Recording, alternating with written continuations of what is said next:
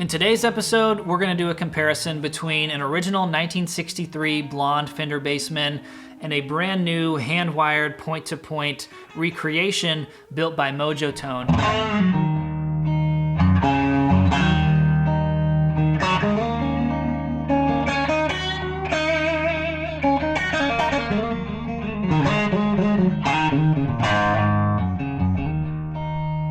Now, there's an argument in the vintage guitar and amp world that vintage amps sound better than modern amps, and part of that is because modern amps are usually built on PCB boards, and also the quality of the components may not be as good as they were back in the 50s, 60s, and 70s. So hopefully today we can do a test between the old and new and hear what the difference is in tone. Now, the 63 Bassman is the 6G6B circuit. It has a solid state rectifier. It has two original Oxford speakers, as well as a set of vintage tubes, but it has been recapped, which is pretty much typical maintenance on a vintage amplifier to sound the best and also perform safely. The Mojo Tone is obviously brand new, but it is wired in the same method that the amps were back in the 1960s. So I want to start out with a head-to-head test. I'll turn the 63 up to the settings where I think it sounds best and try to match that on the Mojo Tone, and we'll see what the difference is in tone. However, I feel like that is slightly unfair because this amp has a set of brand new speakers in it, which would typically require a bit of a break-in period. So I think the real test will be plugging both heads into the same speaker cabinet and see what the difference is. But let's go ahead and start out with the first test.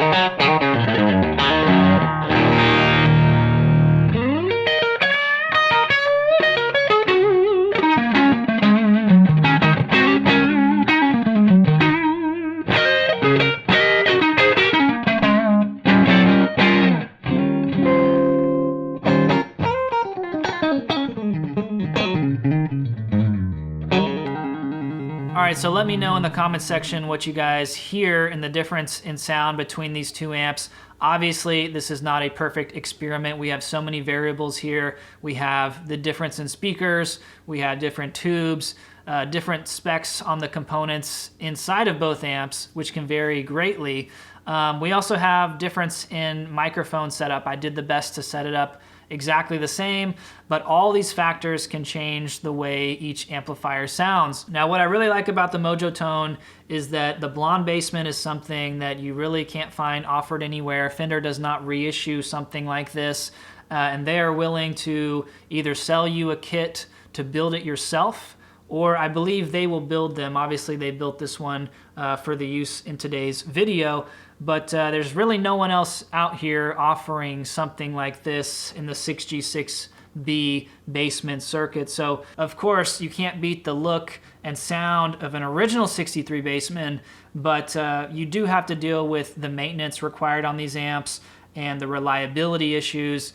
And then, of course, you have to pay a premium for it being a real vintage amplifier. So obviously there are pros and cons to each setup here, but I think a better test is going to be plugging in both heads through the same set of speakers. Whether it be modern or vintage doesn't really matter to me, but the speakers are a variable that we can omit in this experiment. So let's go ahead and plug them both into the original Oxford speakers, and we'll hear if there's a difference in sound there.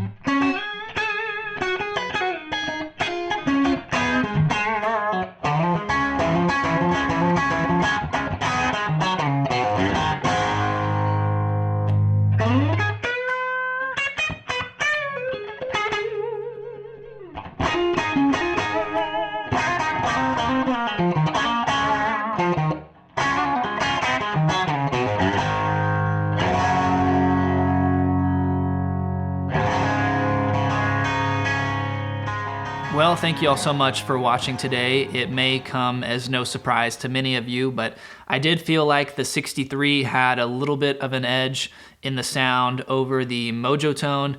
I hope that's not just my bias towards vintage amps, but I did think I heard something. It's hard exactly to explain, but it was a little more raw. I like the highs and the lows a little better. I like the way the gain and the saturation sort of interacted with the guitars a little bit better. That's not to say the Mojo Tone didn't sound great as well, and I did think it was a very accurate representation of the 6G6B basement circuit. It just sounded a little more filtered, maybe a little more modern, but if I was being honest, I would still pick the original vintage 63, but that's probably no surprise here. Again, the other thing that I did run into today was that the 63 had a higher noise floor. It was a little bit noisy. I don't know if that's going to come across, but also I was dealing with behind the scenes, the volume was kind of drifting in and out, and I have no idea what was going on with it. It might be a tube or something that's going out. So that's just something that you have to keep in mind. Even me making a video at home with these old amps, they do act up for no reason, just any given day you run into that. So with something like this amp, it was just plug and play, ready to go. So you have to weigh what's important to you with something like this, as well as the price point. So these old amps, especially something like a blonde basement, they do carry a pretty good sized price tag. I mean, $3 to $4 grand for something like this in rough condition, maybe, if you can find it locally. And then you have cost of maintenance on top of that. So anyways, guys, drop a comment down below what your thoughts are, what you thought sounded better. And I got a little bit extra for you here at the end. So thank you guys so much for watching. I'll see you in the next episode. Peace.